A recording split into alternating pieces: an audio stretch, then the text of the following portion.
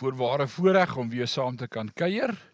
Ek mis 'n hele paar wat nie hier is nie. Het lyk my die bronchitis is nog nie weg nie. En ek sien 'n paar nuwe gesigte. Julle is baie welkom. Ons gaan sommer net induik in die woord in vanmôre. So kom voor ons begin, kom ons bid saam en dan gaan ons wegspring. Ewige God en Hemelse Vader, wat 'n wonderlike voorreg vanmôre om so stil te kan word met U woord. U woord is amazing. U woord is nie net een ou se opinie nie. Dis die woord van God en dis hoe U oor ons voel. En dis vir ons kosbaar om hier te leer U hart vir ons. U die outeur van lewe wat ons geskep het en gemaak het. Dankie dat U Heilige Gees gebruik om hierdie woord in ons lewens te kom losmaak en ons te kom nuut maak. Dankie dat ons kan verander. Dankie dat U ons die vermoë gegee het om uit te roep na U en te sê, verander ons. Ou Dawid bid dit so mooi as hy sê, change my heart, O God, and make it ever true. En ons wil dit vanmôre kom bid, Vader. Dis hoekom ons hier is. Ons wil nie net kom leer wat U woord sê nie, ons wil dit toepas. Ons wil vir U Heilige Gees vra, kom verander ons. Kom maak ons nuut. Dankie daarvoor. Word verheerlik vandag is ons gebed in Jesus naam. Amen. Amen. Ons is by Romeine hoofstuk 6. Uiteindelik, ons het laasweek so gekyk na vers 1 en ook vers 20 van Romeine 5. En ons het eintlik laasweek gepraat oor Galasiërs 5 vers 1. Is daar 'n hoeskompetisie aan die gang? Water, koffie, wat kan ek vir julle? Ek het niks sterker nie. Sê net, hier is, ek reël. Ja, laasweek was ons hier gewees. Ja, nee, ons was hier. Ons was hier. Maar ja, jy moet dit nie hard sê nie, onthou almal jy was hier nie. Right. Onthou dat ons van laasweek af ook ons sessies in die oggende gaan livestream. So ons neem dit vir jou op en edit dit na die tyd, so as jy dit mis, kry jy die link op die CLA groep. En jy kan weer daarna gaan kyk. Ons sit dit nie op die gemeente se woordskoolgroep nie, so dis net vir ons. As jy dit wil share met een van jou vriendinne, is jy welkom. Maar ons gaan dit opvang. Ons dink aan oom Seef, hy het gister 'n pasaangeer gekry. Hy lê nog in Unitas Hospitaal en dit gaan met hom goed. Hy behoort môre ontslaan te raak. Tannie Tjooks het gevra hulle moet hom 'n week daar hou, maar hulle wil nie. So, ek sal dit nou moet uitedit, né? Anders kom dit by hom uit. Maar alright, goed. Alright. Ek wil net vinnig daai knoppie gaan druk daar agter. Ek sien Grant het dit vergeet.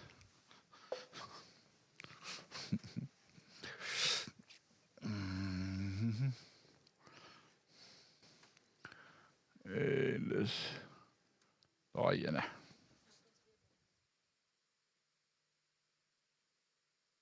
Help dit. Ja. Was daar 'n paar van julle wat gaan kyk het na laasweek se recording? Is dit alright? Het dit gehelp? Great.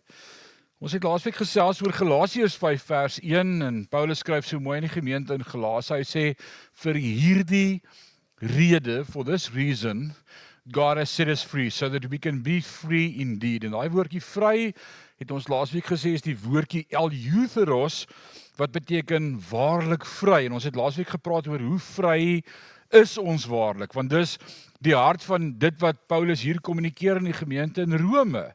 Om te sê, en ek wil hê ons moet mooi verstaan, want ons gaan 'n paar goed vandag vir mekaar sê wat jou bietjie gaan skud. Ons gaan 'n paar goed vir mekaar sê wat bietjie jou teologie kan omkrap.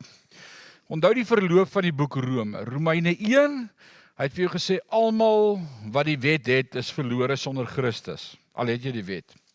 Romeine 2, die wat sê ons is ateïste en ons glo nie en ek dink nie daar is 'n God nie en ek worry nie en ek het nie die wet nie. Jy weet as jy opkyk en die heelal aanskou, daar's 'n God. Jy het nie 'n verskoning nie. Romeine 3 begin hy dan met hierdie ongelooflike kulminasie, die saambring, die bymekaar bring van die grondslag wat hy lê in die boek Romeine vers 23 wat sê, want almal het gesondig en dit ontbreek ons aan die heerlikheid van God. So Romeine 1, 2 en 3 vir 3 hoofstukke wy hy soveel tyd daaraan om vir elke liewe mens op aarde te sê jy is verlore. En as jy net daar sou ophou om die boek Romeine te lees, is jy ook verlore. Want dit is nogal depressing, dis regtig depressing. Maar dan begin hy maar Jesus het vir ons die prys betaal. Deur sy wonde is daar vir ons genesing, ons is geregverdig, geheilig, justified, sanctified. En dan beteken dit, skielik verstaan ek wat Christus vir my gedoen het, en dan eindig hy in die hoofstuk 5 se einde, en hy sê, en hoe meer sonde daar is, goeie nuus, hoe meer is God se genade. It's amazing. Jy sien, jy gaan eers moet verstaan, jy is dood, en dan verstaan wat Jesus vir jou gedoen het aan die kruis, en dan kan jy verstaan wat is my posisie in Christus. Dis belangrik om dit te verstaan. En dan trek ons vanmôre weg by hoofstuk 6 vers 1 wat sê, wat sal ons dan sê? So hy het nou hierdie vreeslike aanloop gehad van doom en gloom en almal is dood en verlore sonder God, en dan kom hy met die goeie nuus, maar Jesus het vir ons gesterf aan die kruis, en Jesus het vir ons versoening bewerk, en Jesus gee vir ons genade, en hoe meer sonde, hoe meer genade, en ons het laasweek daarby ingepas, ek kan ook vry wees, vry om te vergewe, vry sonder 'n verlede, vry van bitterheid, vry van 'n wrok, vry van emosies, vry van soveel dinge in my lewe. Ek kan vry wees om God te dien. Nou vra hy die vraag. Nou onthou, as die oorspronklike boek geskryf is, was daar nie hoofstuknommers en versnommers gewees in die oorspronklike teks nie. Dis net 'n scroll, dis net 'n klomp verse op mekaar. En dis ingesit deur die Bybelvertaler sodat ek en jy maklik die plek kan kry dat ons almal saam by dieselfde plek kan begin lees. So hoofstuk 6 is nie regtig 'n nuwe hoofstuk met 'n nuwe gedagte nie, dis eintlik 'n aanloop van hoofstuk 5, en nadat hy nou net die vraag gevra het of die stelling gemaak het, hoe meer sonde, hoe meer genade, nou kyk hy na hierdie gehoor en hy sê vir hulle, wat sal ons dan van al hierdie dinge sê? Sal ons in die sonde bly, dat die genade kan meer word? Hy het nou net gesê, hoe meer sonde, hoe meer is God se genade. En dis amazing, maar Paulus beskik oor die vermoë om amper te kan hoor wat die leser van hierdie brief sou terug antwoord, as hy hierdie brief daar in sy binnekamer lees.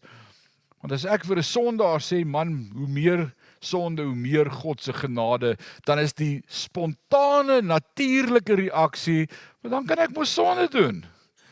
En dit is asof Paulus dit antisipeer. Hy sien, hier's nou 'n gap vir iemand om 'n gaping te vat, en dan vra hy die vraag, hy sê so, wat sal ons dan sê? Nou onthou, hy skryf vir die kerk, hy skryf vir wedergebore kinders van God, wat in 'n verhouding met God wandel, en hy sê, wat sal ons dan sê?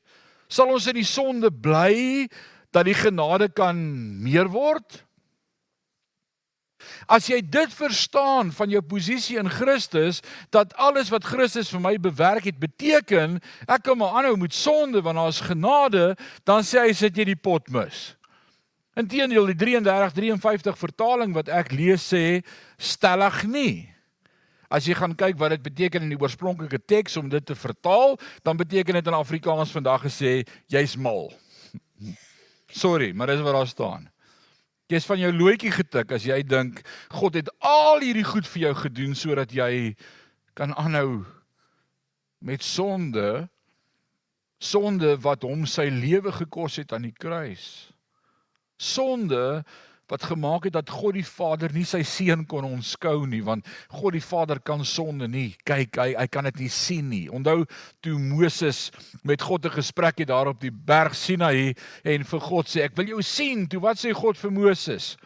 As jy my aanskou, sal jy sekerlik sterwe. Hoekom sal ek sterf?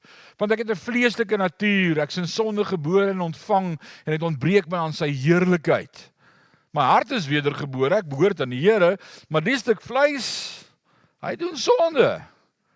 Ek weet nie van joune nie, Maar hy het sy eie brein en sy eie gedagtes en sy eie wil en sy eie dinge.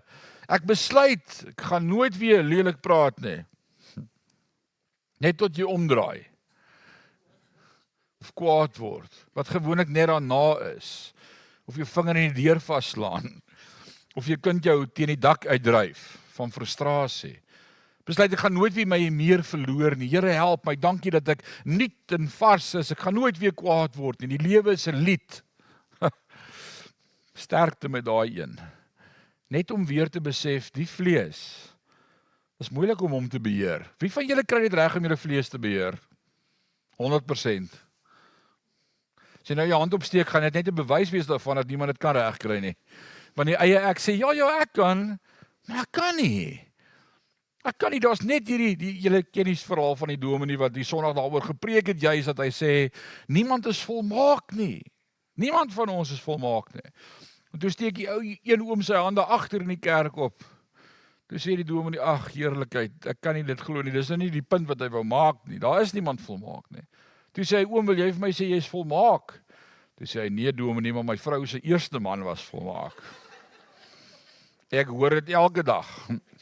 Nou, ons is nie volmaak nie, ons het issues, ons het gebreke, ons sukkel met ons vlees, en die ergste van alles, hier is 'n interessante punt, ons is so vinnig om iemand anders se sukkel met sy vlees raak te sien, maar ons sukkel om ons eie self raak te sien.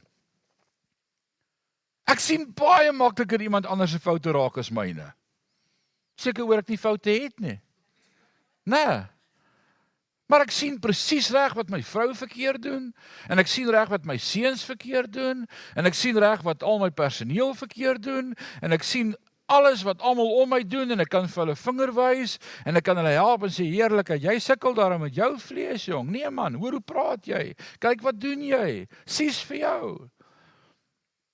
En nou kom Jesus, as hy in die bergpredikasie, die heel eerste preek op aarde wat hy preek, Matteus 7 vers 1, en Jesus kyk na sy disippels en hy sê, ek leer julle 'n ding, moenie oordeel nie, sodat jy nie geoordeel word nie. Vers 2, met die maat waarmee jy meet, gaan vir jou gemeet word. Vers 3 sê, haal eers die balk uit jou eie oog, voordat jy die splinter uit die oog van jou broer probeer haal. Nou, hier is 'n interessante ding oor balke en splinters. Weet julle waar kom splinters vandaan? Splinters kom van balke af. Dis dieselfde, is net kleiner. En Jesus sê die rede hoekom ek so baie keer die foute in ander mense raak sien, is asom ek met die groot fout daarvan sit, maar ek sien dit nie.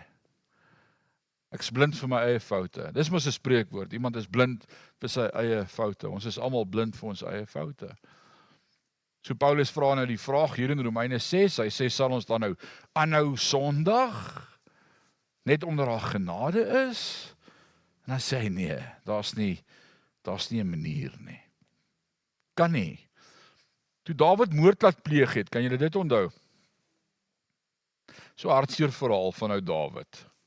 Dis nou wanneer jy begin cover up in jou lewe. Dis was al almal daar ook. Dawid sien vir Batseba, hy help haar bad, daar gebeur allerhande dinge, sy word swanger, hy laat haar man van die oorlog af terugkom, haar man sê, ek kan nie hier wees by die huis terwyl die ander veg nie, ek moet gaan, hy sê, nee man, treat jou vrou, kyk mooi na, hoop daar gebeur iets, dat hy nie 2 en 2 by mekaar kan sit nie, en so raak sy toe swanger, sy is swanger, en sy het 'n seun, en toe besef hy, ek moet hierdie ou van ontslaa raak nou, anders gaan hy my kom doodmaak, ek gaan hom eers doodmaak. En hy laat hom toe in die voorste linie sit, en die res van die manne val terug, en die arme ou moet veg vir sy eie lewe, vir sy koning, horrible. En toe Nathan by hom kom, die profeet, Dawid se profeet vriend, die volk se profeet kom by hom, en hy konfronteer hom oor sy sonde, het Dawid dadelik bely. Dadelik het Dawid gesê, hy het dadelik gesê, ek is daai ou. Ek het verkeerd gemaak. Hy het nie dit regverdig en gesê, man, ek is die koning, ek kan doen wat ek wil nie. Dis waar. Die koning kon doen wat ek wil. Sy seun gaan dit vir ons bewys deur 10,000 vroue te hê. Hy is die koning. En dalk is dit iets wat sy seun by hom geleer het of gesien het. As jy die koning is, kan jy doen wat jy wil. Wat jou net weer daaraan laat dink van die effek van jou besluite in jou kinders se lewe. Ek wil nie eers vanmôre daaroor praat nie. Dis 'n reeks op sy eie. Dawid vat een vrou, sy seun vat 1000. En dan wonder ons baie keer, waar kom ons kinders aan die goed wat hulle doen? Waar kom ons kinders aan die goed?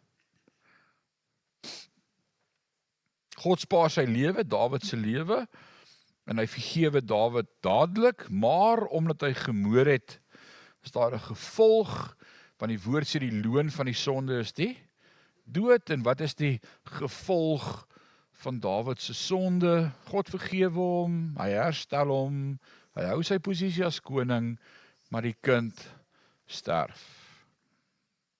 Jy het geplant, die saad het gekom, dit gaan vrug dra, maar dit gaan gevolge hê. Dit is hartseer, maar dis die lewe. Besluite het gevolge. Besluite het gevolge. 'n Ware verhaal. Ek sien net gister stuur my vriend vir my uit die Kaap uit 'n trokdrywer, 'n kleerling trokdrywer sonder tande wat wat 'n selfvideoetjie maak. Julle het dit dalk gesien van waar die kindertjies met die slange, die kobras langs die pad speel. Het julle dit gesien? Ek sal dit net op die groep sit. Die water het die slange afgespoel uit die berge, uit die verskriklike reën in die Kaap, oor die 250 mm, en die kinders speel in die plasse water langs die pad met die slange. Die slange is oral. Die kindertjies speel met die slangetjies. En dit laat my dink aan hierdie storie wat ek gelees het. In 'n landelike gebied in Pennsylvanië stap 'n seun by 'n houtbrug, sit hy en visvang by die brug. En 'n man stop en vra vir hom, by die vis. Hy sê, nee oom, maar die wurms byt. En die oom stap verby, en hy kom so 2 kilos verder by 'n petrolpomp, by 'n vulstasie om brandstof in te gooi. En die petroljoggie praat met hom en hy sê vir hom, hier is 'n snaakse ding hier, die seun wat daar sit en visvang. Hy sê, hoekom sê meneer so? Hy sê, nee, dit was sy woorde aan my gewees, die vis byt nie, maar die wurms byt. En die ou gooi alles neer en hy begin hardloop. En hy hardloop terug. En hierdie ou kan dit nie verstaan nie en hy draai om en hy ry terug om te kyk wat aangaan. En toe hy daar kom, toe is die petroljoggie se seun gewees wat sit en vis vang. En die wurmpies was baba ratelslange waarmee hy gespeel het. Ware verhaal. En so sien ons ook mense wat sonde in hulle lewe mee sit en speel. Die woord sê die loon van die sonde is die dood. Ouens, jy moet nooit vir een oomblik dink, daar's groter sonde en kleiner sonde nie.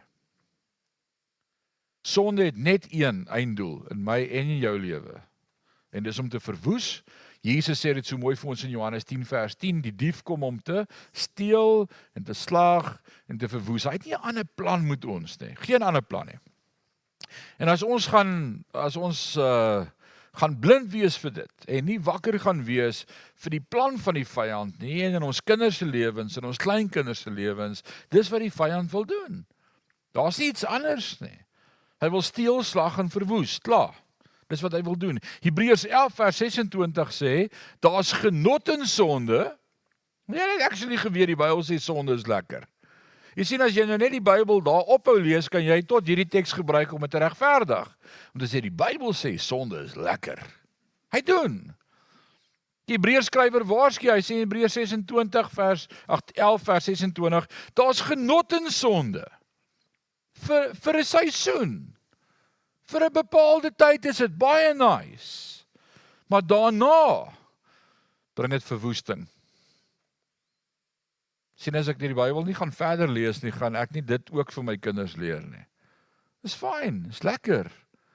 Dis nice. Maar dit bring verwoesting. God sê ons is geregverdig. Dis waaroor Romeine 4 en Romeine 5 handel, om vir jou te sê, jy is geregverdig. Maar as ons met sonde aanhou, gaan ons gepik word. En as 'n ratelslang jou pik, gaan jy dood. En nou is die vraag dan nou. En eintlik sou ek, as ek Paulus was, Romeine 7 voor Romeine 6 ingedruk het. Want Romeine 7 is die hoofstuk waaroor ek so mal is om te verduidelik dat ons sukkel tussen die vlees en die gees. Dis 'n amazing hoofstuk. As ons dit volgende week gaan hanteer, gaan jy sien, dis regtig amazing om dit te verduidelik. Skielik gaan jy net 'n paar goed beter verstaan. Maar voordat hy by Romeine 7 kom, het hy eers Romeine 6, en hy het seker 'n rede hoekom hy dit hier insit. Maar hoe moet ek dan breek met sonde? Hy het vir my vertel ek is verlore met die wet, ek is verlore sonder die wet, die ateïs is verlore, die homoseksueel is verlore, elke ou is verlore, daar's nie 'n groter sonde as 'n klein sonde nie, almal is verlore sonder God, maar Jesus het vir ons redding bewerk, hy het vir ons geheilig, hy het vir ons geregverdig deur sy wonde, beteken dit ons kan aanhou met sonde, dan sê hy daar's nie 'n manier nie, inteendeel, jy kan nie aanhou met sonde nie, maar dan is die vraag dan, maar hoe kry ek dit reg om te stop met sonde? Want die realiteit is, dis moeilik. En ek en jy weet dit. Hoeveel van julle het al nuwejaarsvoornemens gehad? Wie van julle hou van nuwejaarsvoorneme? Die wat sê nee, daar's 'n rede hoekom hulle sê nee.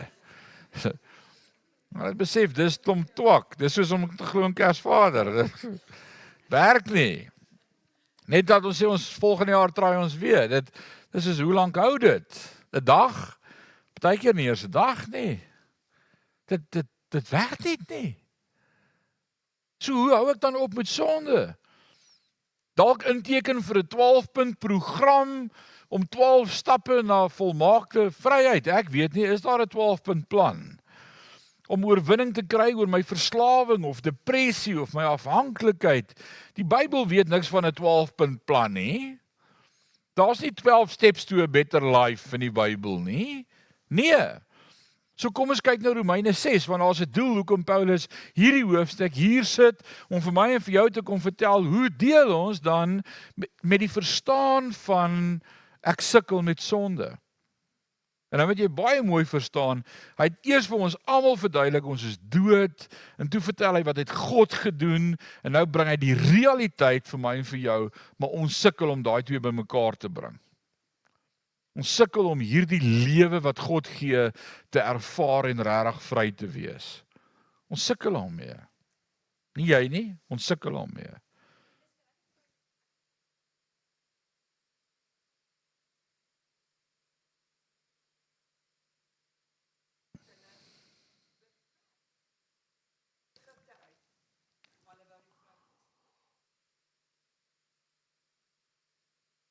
Baie waar wat jy sê, Alida. God maak hulle vry.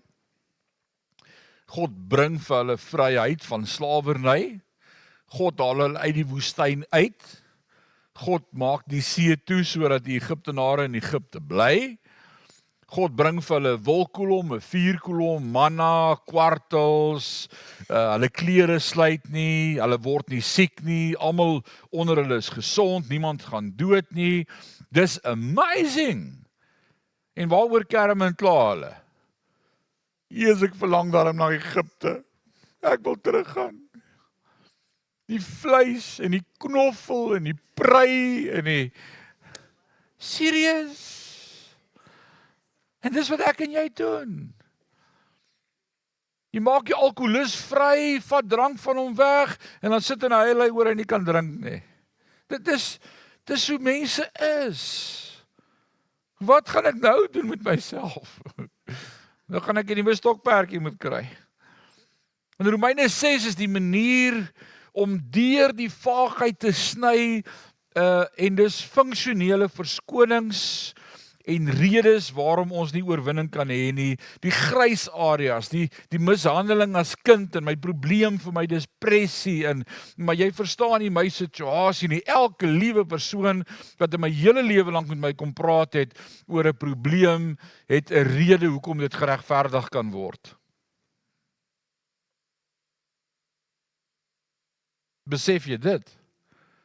Daar's nie een ou wat loop met issues wat nie 'n regverdigmaking vir sy issues het nie. Elkeen sê, maar as jy my storie verstaan, sal jy dit verstaan. Die boemelaar wat op straat is, wat Sondag vir 2 ure na kerk met my staan en praat, wil sy situasie regverdig deur te sê, maar as jy my storie geken het, en daar's eintlik net een storie om te ken, ons is almal sondig, skuldig. Maar God se genade is vir ons genoeg.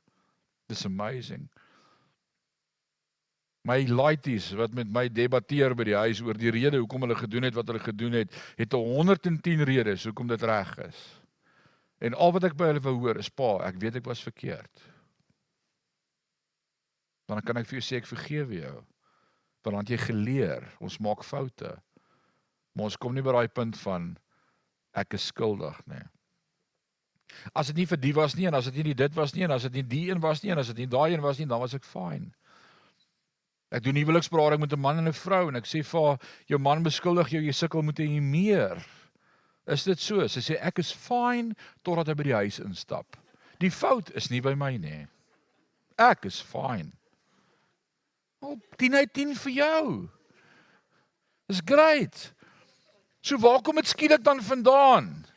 Waar kom hierdie ding in jou dan vandaan wat dan woedend word en so optree? Is dit sy skuld? En ons maak mekaar kwaad, maar hoe ek optree is 'n keuse. Die probleem is eintlik, ek moet sê, ek sukkel met my meer. Die fout is by my. Ja, hy doen dinge wat aanlei tot dit.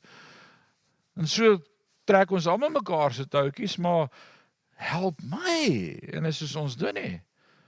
So wat sê Romeine 6 vir ons? Romeine 6 sê, wat sal ons dan sê? Sal ons in die sonde bly, dat die genade meer kan word? Nee, stellig nie. Nou sê hy, aangesien ons dit weet, so ons weet, dat God ons nie kon vrymaak het, dat ons in sonde kan aanhou bly nie. Ons weet dit. Sê saam met my, ek weet. Jy moet nie vandag jy uitstap en sê, ek het dit nie geweet nie. Dit is nou vir my baie nuus gewees. Dit was nou hartseer nuus. Nee, ons weet ons wil nie daar bly nie. Die verlore, stikkendste mens op aarde sê vir my, ek wil nie so wees nie. 100 redes hoekom ek so is, 300 redes hoekom ek so wil bly, maar eintlik wil ek nie daar wees nie. Ek wil nie daar wees nie. Nou sê hy, aangesien ons dit weet, dat die ou mens, sê saam met my ou mens, die ou versoekings en gewoontes en begeertes en probleme en fantasieë, die ou mens, die ou manier van dinge doen. Wat sê hy van die ou mens? Hy sê, ons weet dat die ou mens saam gekruisig is. Hier raak dit nou interessant. Hy het gepraat oor ons stand van dood, 3 hoofstukke.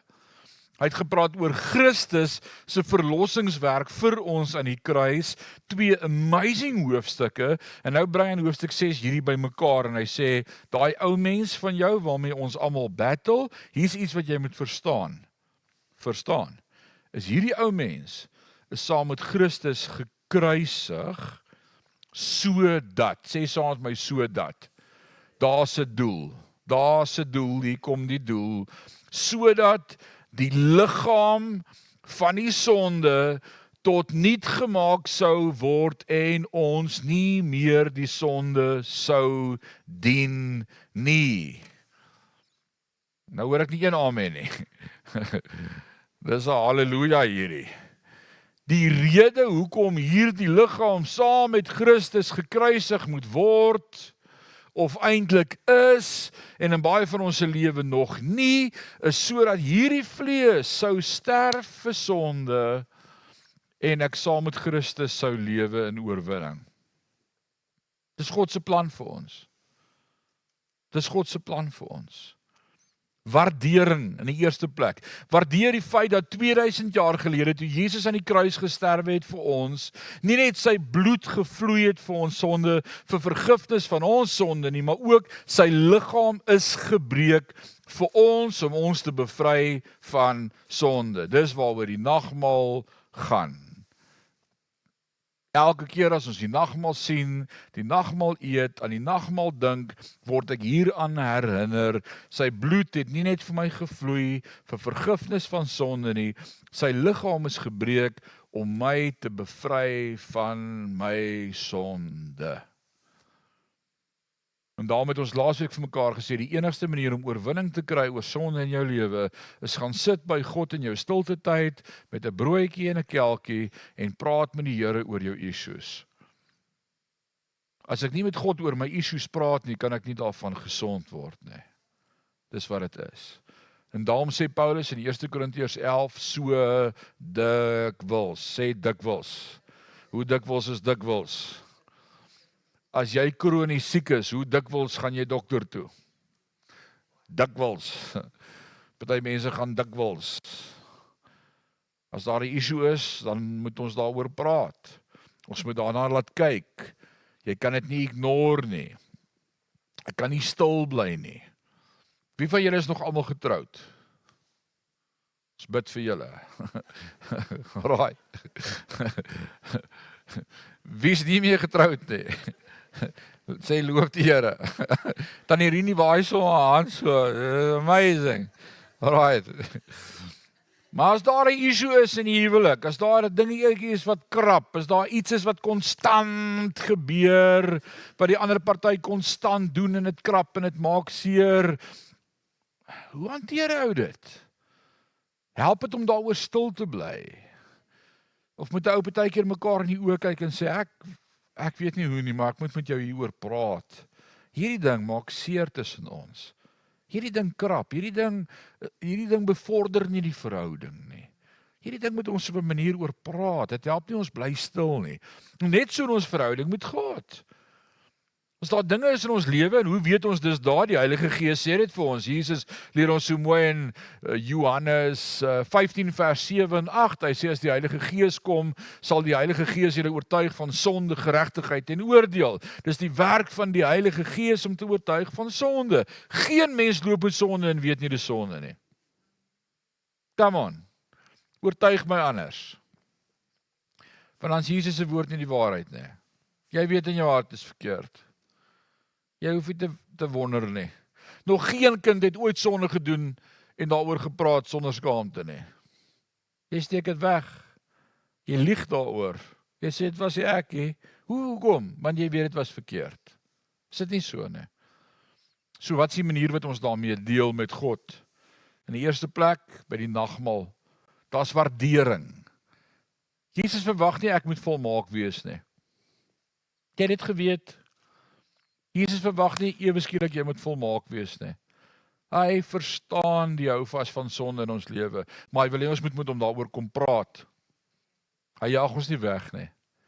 Want ek stilte tyd hou en ek gaan sit in my lazy boy en ek trek die deur toe en is net ek alleen en ek vat die nagmaal elemente en ek sê Here, dis alweer ek en ek gaan alweer met jou kom praat oor daai issue in my lewe. Help my daarmee. Dan sê die Here, ek is so bly jy het gekom. Want dis waarvoor die kruis was, dis waarvoor my liggaam was. Nou kan ons daaroor praat. Ek wil jou nuut maak. Probeer dit, maak so. Heilige Gees verander jou hart. Dis 'n proses. So ons is saam met hom gekruisig sodat die liggaam van die sonde tot nuut gemaak sou word. Nou kom Romeine 6 vers 6, ek lees dit vir jou in die Engels en ek spring bietjie soontoe, ons gaan nou die aanloop soontoe sien, maar ek wil dit gou vir jou lees hier in die Engels. Hy sê, knowing this, dat ek moet sterf vir sonde en dat dit die rede is van die kruis, knowing this, that our old man is crucified with him, that the body of sin might be destroyed, that henceforth we should not serve sin. Met ander woorde, deur sonde te doen, dien ek sonde? Is ek die slaaf van sonde? Katargeio is die Griekse woordjie wat daar gebruik word. Rendered inactive or paralyzed. Ek moet sterf. En dis wat dit beteken. Rendered inactive or paralyzed. Wie van julle het al ooit met 'n parapleeg te doen gehad? Of met iemand wat verlam is? Is daar iets wat daai ou kan doen vir homself? Hy's dood. Hy wil bitter graag sy hand uitsteek om die glas water te vat. Maar hy kan nie. Die water is daar, maar hy kan nie. En nou sê die woord, dis die gedagte wat hy gebruik om te sê hoe ek en jy word vir sonde. Jy kan sonde doen, maar ek wil nie, ek kan nie. Ek kan nie nadat ek gegroei het in my verhouding met Christus en waardering het vir die kruis en vir wat hy my beteken het en ek verstaan Romeine 4 en 5, wat dit beteken justified, wat is die definisie vir justified? Just as if I have never sinned. Dis is my posisie met God, is God kyk na my en sê ek weet nie van sonde in jou lewe nie. Jy's geregverdig deur Jesus Christus. Dis amazing. Baie dankie Here. Ek so bly om te hoor ek het nie sonde nie. Nou kan ek sonde doen. Serious? Anet?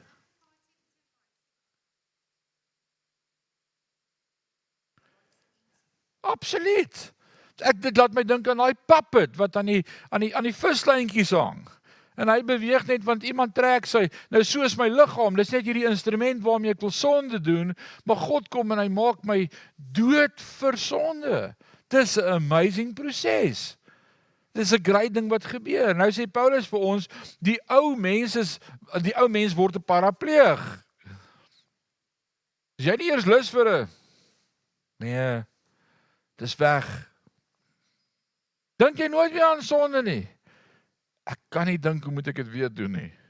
Want ek weet wat het aan hom gedoen. Ek wil nie. Ek wil nie sonde doen nie.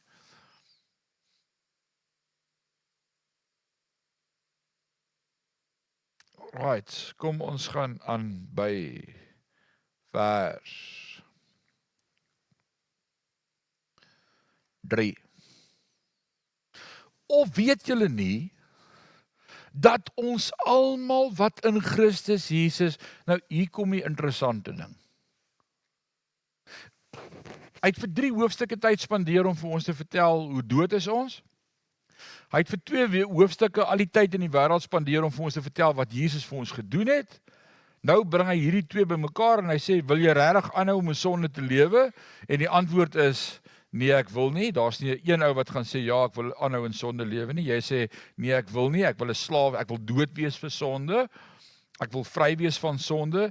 Nou sê vers 3, of weet julle nie, dat ons almal wat in Christus Jesus gedoop is, in sy dood gedoop is nie. Ons is saam met hom begrawe deur die doop in die dood, sodat net soos Christus uit die dode opgewek is deur die heerlikheid van die Vader, ons ook so in 'n nuwe lewe kan wandel. Sê saam met my, nuwe lewe. It's amazing. Nuwe lewe. So ons kan saam met Christus in 'n nuwe lewe wandel. Want as ons met hom saam gegroei het deur die gelykvormigheid aan sy dood, sal ons dit tog ook wees deur die aan sy opstanding. En hier's die amazing ding wat ek en jy vanmôre moet snap, is die plek en die posisie en funksie van die doop. Ek verkondig nie 'n kerk se doop nie, ek het nog nooit 'n kerk se dogma verkondig nie, ek verkondig die woord van God. En waar kom die doop hier in as instrument in enige individu se lewe? In iemand wat verstaan dat hy dood was, wat verstaan wat God vir hom gedoen het in Jesus aan die kruis, en wat sê ek battle met sonde, ek het nodig om 'n plan te maak. Jy is op die regte plek om te verstaan wat beteken die doop. Die doop sê kom ons hou begrafnis, En ons begrawe nou daai ou en ons staan op saam met Christus. Dat jy geparalyseerd kan word vir sonde en dat jy saam met Christus kan lewe in die opstanningskrag. Die doop het geen ander betekenis as presies hier in Romeine 6, waar hy inpas tussen die verstaan van waar ek was en waar ek wil wees nie. Dis die doop. Ek kan nie die doop terugskuif en eerste sit nie. Ek moet eers verstaan ek's dood, sodat ek kan bely ek het Jesus nodig, sodat ek kan verstaan wat hy vir my gedoen het aan die kruis, sodat ek kan sê, ek wil nie meer leef nie, ek wil hê Christus moet in my leef. Dis 'n besluit, dit moet verreken word, en dan kan ek dit doen. Die doop kan nie op 'n ander plek inpas nie, daar's nie 'n ander doop nie, dis die doop van die Bybel. So as jy gedoop word, word jy begrawe in sy dood. Dis 'n uiterlike uitdrukking van 'n innerlike verbintenis, dis al wat 'n doop is. Jy word begrawe onder die water simbolies, die ou mens sterf saam met Christus, en dan as ek uitkom kry ek 'n nuwe identiteit, jy is verlos, Jesus leef as koning van my lewe. It's amazing.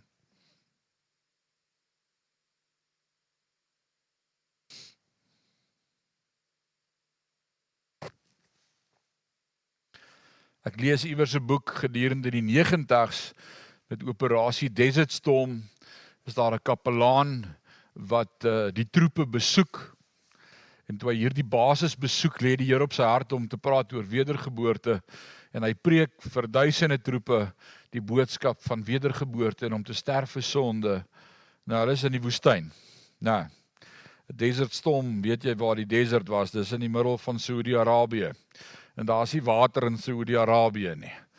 En toe hy klaar gepreek het oor die dood en om te sterf vir sonde, is hy hier in Romeine 6 en hy deel met hulle die doop, en van die troepe sê vir hom, ons wil ons laat doop. En hy sê, maar wat sal ons doen om hierdie klomp troepe te doop?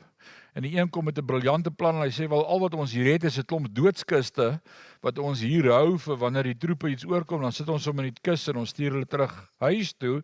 Kom ons vat 'n kus en ons maak hom vol water. Hy sê, fine, bring 'n kus. En hulle bring 'n kus en maak hy kus vol water en elkeen het een vir een in die kus gaan lê en hy het hom in daai kus gedoop in die water. En daai prentjie het so met my gepraat, dalk moet ons doop wat in 'n kus verander. Dat jy die visuele prentjie kan kry van die doop, die begrafnis. Los die ou dooie mens daar en ek staan op as 'n nuwe mens in Christus. Dis wat die doop beteken. Die doop het geen ander betekenis nie. So wat beteken die doop? Ek is nie perfek of heilig nie. Nee. Maar ek is ten volle vergewe. Ek is volmaak vergewe. En is dit nie goeie nuus nie? Baie keer sê ouens, jy daai ou gedoop en kyk wat doen hy. Dan sê ek, die doop het nie sy sonde kom wegvas nie. Die doop maak nie mense heilig nie. Inteendeel, baie keer as ons uit die doopbad kom, dan sê ons, Jesus, nou kom hier 'n paar geraamtes uit die kas. Het jy dit al beleef of ervaar? Die aanval van die duiwel is dan eers vel. Beteken nie jy is sonder sonde nie, maar dit beteken jy is ten volle vergewe, want die ou mens sterf. Dis 'n proses. Dis 'n proses. Dis wat die doop is. Ek het nou 'n nuwe identiteit in Jesus, en dis hoekom die doop belangrik is. Jy verklaar amptelik voor mense jou stand met Jesus. Ek leef nou in hom. Dis wat beteken. So het jy die doop nodig om gered te word.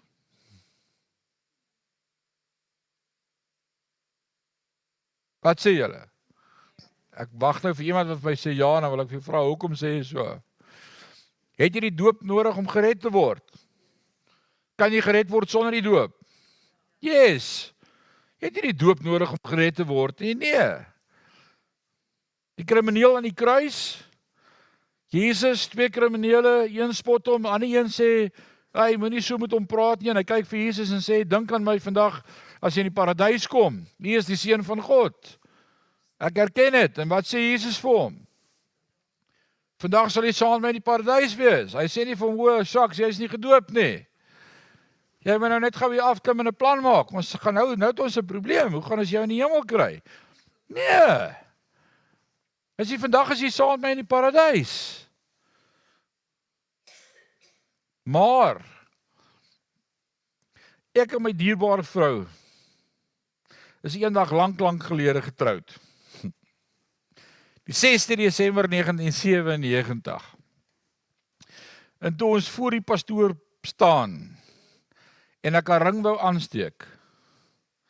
En ek sê vir haar, gee jou hand hier, laat ek die ring aansteek. Toe sê sy vir my, dis nie nodig nie, ek het nie 'n ring nodig om te weet ek is jou vrou nie. Dis okay, hou die ring. Dis die amazingste dag van my lewe toe sy dit vir my sê. Kan jy jou daai prentjie indink? Hoe sou jy voel toe jy voor die kansel staan en jy jou hand vir Kobus gee? En as jy jou hand uitsteek en sê Kobus, nee, los die ring, is nie nodig vir 'n ring nie. Maar hierdie ringe is sommer tradisie. Dis 'n teken. Is net 'n teken. Hierdie ding doen niks nie. As ek hom afhaal, as ek nie geskei nie. Baie mans dink as hulle doen. Nee. As ek in die kroeg gaan sit sonder ring, beteken dit ek het nie 'n vrou nie. Ek sal haar verbind vir die res van my lewe, maar hierdie ring is 'n teken wat sê ek het myself vir haar gegee. Dis wat hierdie ring beteken. Die doop, dit red jou nie. Maar as 'n teken, en dit help my om te weet, ek het voor mense bely, ek volg Christus. En hier is die volgende ding wat gebeur. En nogal in ons tyd waarin ons leef, is dit nogal iets waarmee ek battle, en veral met paartjies deesdae. En ekskuus as ek nou tone trap, ek was nog nooit hier om gesog of geliefd te wees nie. Ek bly maar net by die woord en wat die woord sê. Paulus sê vir Timoteus, in die laaste dae sal daar 'n tydsgees wees waar mense ongebonde wil wees. Ons wil nie commit nie. Daar's nie commitment nie. Ek kry al hoe meer paartjies wat net wil saam bly, maar ons wil nie trou nie. Ons soek al die voordele van die huwelik sonder die commitment van die huwelik. Ons het 'n paar jaar terug, 10 jaar terug, het jy 'n grap gehoor wat sê, as die kinders daarop aandring, dan sal ons trou.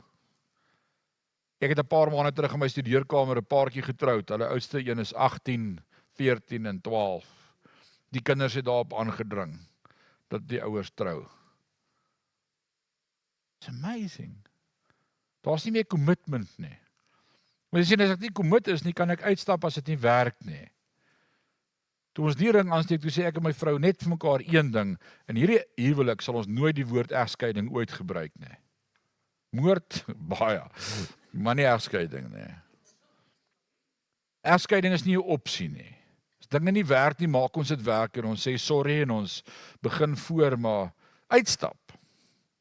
Never. Never. Iemand sê nou die dag, ek en my vrou sal nooit skei nie, want niemand wil die kinders hê nie. So ons bly nou maar saam. Dan dink ek, ja, dis horrible.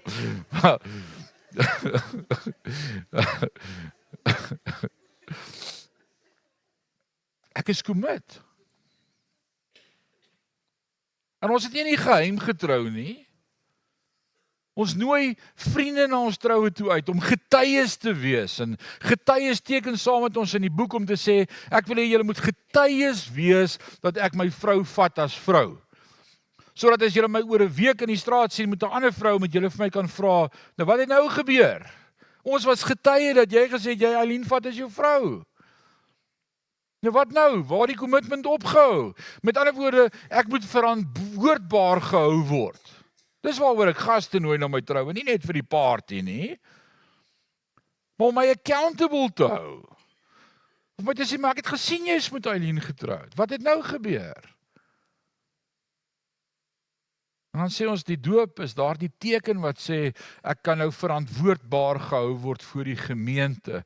En hulle kan na my kyk en sê, maar ons het gesien hoe is jy gedoop, ons het gesien hoe jy 'n verbintenis gemaak aan 'n nuwe lewe, hoekom sleep jy die ou lewe saam met jou? Kry klaar daarmee. Ons wil nie. Ons wil dit in die geheim doen. Skielik in die laaste kry ek al hoe meer versoeke, sal jy my in die geheim doop? Sal jy my by my huis kom doop? Nou, ek dink nie jy hoef voor mense gedoop te word nie, maar ek dink tog, daar's iets daaraan, om te sê, dis iets wat mense moet mee kan getuig. Marlene, lekker werk. Bye. Sy is my horlosie, as sy loop moet ek klaar maak. Sy het net 'n uur lewe.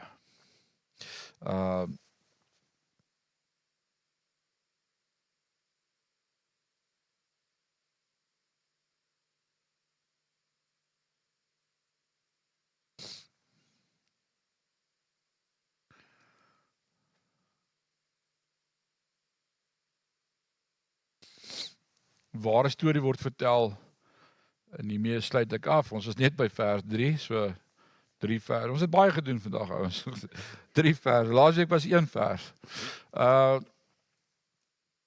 In 1981, agter die Eystergordyn, vervolging, Rusland, Staatskerk, KGB, ondergrondse kerk wat by mekaar kom onder in 'n, dis die keller, né?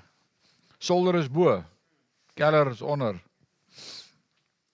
Hou kerk in die stilligheid. En die volgende kom 2 KGB-agente met hulle wapens afgestap. Hande in die lug. Hulle sê almal wat Jesus wil verloon, hardloop nou uit, die res word geskiet. 'n Paar bly staan en 'n paar hardloop by die deur uit en sê nee, ons is nie gelowiges nie, ons het net kom kyk wat hier gebeur. Ons glo nie. Hardloop by die deur uit en so 5 ouetjies bly oor. Net 5 ouens met hulle hande in die lug wat bereid is om hulle lewe te betaal vir wat hulle glo. En hierdie 2 manne sit hulle vuurwapens neer en hulle sê, ons het 2 weke terug tot bekering gekom en ons harte vir Jesus gegee. Maar ons besef nie almal wat sê hulle is Christene is regtig lief vir die Here nie. Nou kan ons kerk hou.